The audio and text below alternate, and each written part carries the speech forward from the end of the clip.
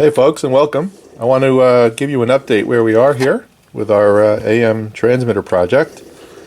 So you'll see that we've got everything connected to the 6SA7 tube, the mixer. We've got everything connected up here through the connection through this 10K resistor that goes up here to the choke.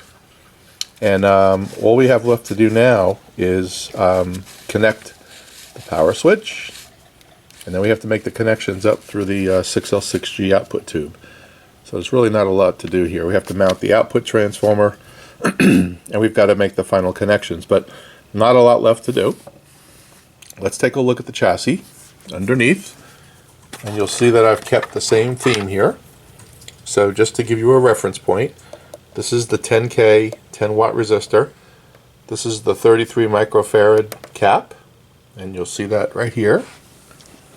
Here's the 10K resistor, here's the 33 microfarad cap, and everything is connected properly. I've got all my B pluses connected here. This goes back, this orange wire, as you recall, goes back to this cap here, and still maintaining a relatively neat connection under here, so that's good. So really the plan for me now tonight is to, hold on a second, sorry about that. The plan for me tonight is to complete the rest of the wiring, or at least most of it, and I'm going to utilize this space here right near the 6L6 tube. I purposely left that open because all those connections go right to the tube. Your output tube, and I know this from working on tube amps, you don't want to have a lot of wires crossing all over the place. So you want to keep everything pretty close to the tube itself. So the way that I've laid this out, that's going to help me to do that. The other thing that I've done real quickly is I've taken my meter and I've ohmed out every one of these terminals to ground, to the chassis, to make sure nothing is hitting the chassis. Because if you recall, everything is going to my B minus rail right here. So I wanted to make sure that I don't have anything shorting out to the chassis. So far so good. I've done all that. So that's going to be the plan for that. Now what I want to show you next is this relay that John gave me, and I've already started working on that, and you'll see here that I now have my antenna mounted. So let me show you what I did here. So I utilized the hole on top, and I put the antenna through there, and I have a bolt going through it with a spacer, 2 nuts, and then it comes out that side, and of course I have a star ground connected to this wire. And on the top, I have a rubber grommet right there, which holds everything in place really, really nice. And this thing is adjustable. You can adjust it left or right. Works well. And all I'm going to really do here tonight on this is I'm going to decide which pin on this bottom piece I'm going to connect it to. And I'm going to solder it. I'm going to put it back together. And then I've got my antenna all set to go. Really, really genius, Sean, on your part. But anyway, so I've got all that go, and this is solid. It's not going anywhere. That grommet does a great job of holding it in place. It's not bouncing around anywhere, and a really simple connection underneath. Real simple. Regarding the antenna, if you look here at the schematic, you'll notice that they have a 0.01 microfarad cap that goes between the connection for the choke, pin 3 of the output tube, and before the antenna. So all I'm going to really do is mount that underneath here. This is the socket that's going to connect to the antenna. If you look at Rick's design, he has the capacitor inside the Quaker oatmeal can. So no reason to do that. I'm going to put it underneath. So this is the antenna part that you're seeing right here. All right? So that gets connected directly through that pin to the choke and to pin 3. Real simple. And one last thing I want to show you for tonight. So you heard me mention in my previous video about soldering and having some issues with soldering to the terminal strips. And a lot of you gave me some really good suggestions about the Weller gun with the copper tip, and getting something that's a little more beefy. So the Hakko unit that I use here, which is a Hakko 888D, is a really, really good soldering iron. Problem is it only goes up to about 770 degrees because there's always a variance on these things. And quite honestly, that's just not enough to handle the heat that I need to melt those, to get those terminal strips hot. So, so I've decided to invest in something a little more ready for that type of thing, which I can also use for chassis grounds. So let me show you what that's all about. I'll be right back. Okay, so here we have a Hakko FX 951, and this soldering iron is a little more professional than the 888.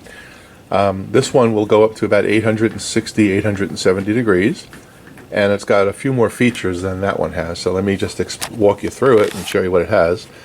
So first of all, the base is a little bit different, obviously, nothing special there, but it has a key, so it won't operate without the key. That's good if you have kids in the house. Obviously for me that's not an issue.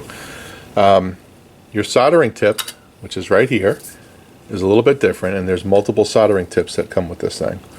So so this one is more of a fine tip right there, and it's very, very light, and there's actually a light on here that glows when the unit's turned on, which I like a lot, because getting older here, don't want to forget it and leave it on.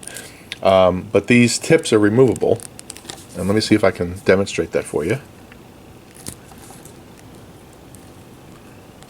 So you squeeze the tabs together here, and this tip will come out. Okay? And they give you this little holder, and you can put the other tips in there, and you simply just interchange the tips.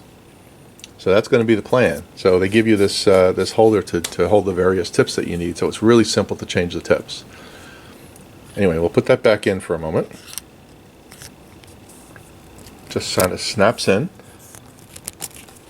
With two hands it's easy. Okay, there you go.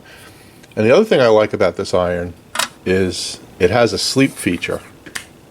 Okay? So just to show you that, there's a wire that goes here and goes to the back of the unit.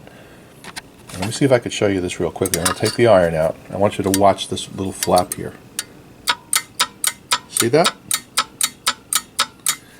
So what that does is if you have the iron sitting in the holder and it sits there for more than 20 minutes and you don't take it out, it's going to turn off the unit. And that I like a lot because it's safe.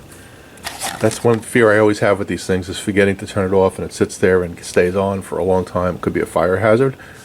This thing will automatically shut off for you. I like that. Of course, it has this thing here to clean the tip and all that stuff, but that feature alone for me is really, really worth it. And this will give me the desired temperature that I need, and this is going to be what I use for those heavier jobs. I'm still going to use the 888 for regular things, unless I decide to use this one full time. We'll see. But that's the plan. Okay? Nothing really famous on the back here, just a plug. That's it. It's a 75 watt unit. We'll see how it works. I haven't even used it yet. But I like the fact that you can interchange these tips pretty easy, and they give you the holder for it, so I like that. So that's what I'm going to do from a soldering perspective. So all in all, what I'm going to do now is I'm going to mount this antenna right here to the bottom. And Doug, you had asked about the jumpers that were here. I did cut the jumpers off, so no concern about the jumpers. So I'm going to connect this, and then I'll show you what that looks like before I pop it back together. So I'll be right back. Okay, so we have this now soldered to pin 6 right here. And I've written pin 6 inside there, and I've taken a meter, and I made sure that there's no connection to any other pins. Not that it matters, because I'm only going to connect this to pin 6 underneath anyway. So really all that's left to do is take this, put it there, and put our screws back in. Just like that. So now we have an antenna. And I know I've said it a few times, but John, this is genius. This is awesome. So thank you for sending this along. This is definitely going to go a long way for me here. It's flexible. I can change it if the antenna were to break. I don't have to worry about modifying anything. It's pretty simple. So just want to say thank you for that. And once we get these screws in, that thing is ready to go. So what I'll do is I'll put a sticker on the bottom so that I know that it's pin 6, or the next person that works on this knows that it's pin 6.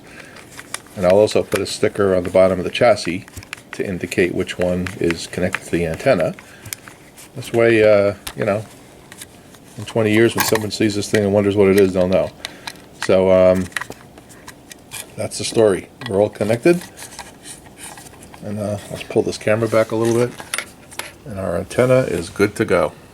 So, all right. I think that's going to be it for this episode. Tonight I'm going to continue working on the rest of the wiring. I probably won't get done. I probably will end up getting this in place right here. I'll probably finish up the choke connection to pin 3 and to the antenna. And I think probably tomorrow night I'll end up working on this meter and some of this stuff. So that's going to be the goal for tonight. And then of course tomorrow I may get to this output transformer as well. But anyway, that's the story, folks. So so I'll see you guys in the next episode. And here you go. Okay, thanks everybody. Have a good night.